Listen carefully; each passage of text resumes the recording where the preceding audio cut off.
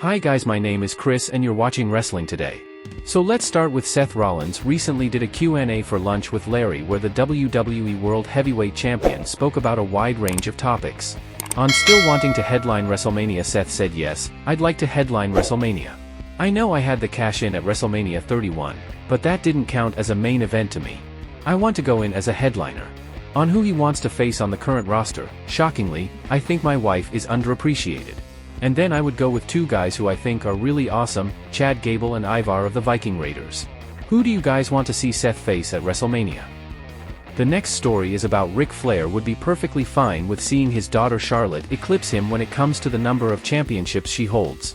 Speaking on a recent edition of the Insight with Chris Van Vliet podcast, Flair, a 16-time world champion, spoke about the possibility of his daughter reaching 17 titles. He said, "I certainly hope it happens. I don't know what they're doing right now. But who knows? It's got to happen. It'd be the biggest thing in the business. If they're really interested in doing something. Because I feel like the women have had more empowerment right now than they ever had, and deservedly, right. But the biggest thing that could happen, John and I talked about this, John Cena. Can you imagine us walking down and congratulating Charlotte? What kind of rating would that get on TV to see that finally happen? I think it's the biggest thing they could do right now." Charlotte is recognized as a 14-time champion, with 6 Raw Women's titles, 7 SmackDown Women's titles, and 1 Divas Championship to her name. Flair is also a 2-time WWE NXT Women's Champion and 1-time WWE Women's Tag Team Champion. The final story is about rumors began to emerge yesterday suggesting that Paul Triple H Levesque is fully in control of WWE Creative following the formation of TKO Group Holdings. In this scenario, it was said that Vince McMahon still retains his position on the board, but is no longer submitting last-minute creative changes to WWE Raw and WWE SmackDown. On today's Wrestling Observer Radio, journalist Dave Meltzer shared what he's heard regarding the creative situation in WWE. McMahon has reportedly backed off of the company's creative. However, that is only for the time being, and McMahon still retains the power to change things if he desires. As of now, though, the creative direction is said to be almost entirely set by Levesque.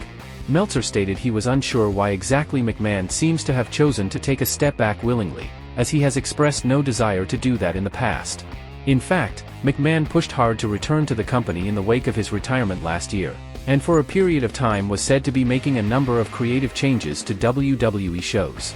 While the details are not yet clear, McMahon is currently under investigation by the federal government. The investigation is likely diving into alleged hush money payments made by McMahon to several women previously employed by WWE. Several months after news of the scandal first broke, McMahon stepped down as WWE CEO, and soon after announced his retirement.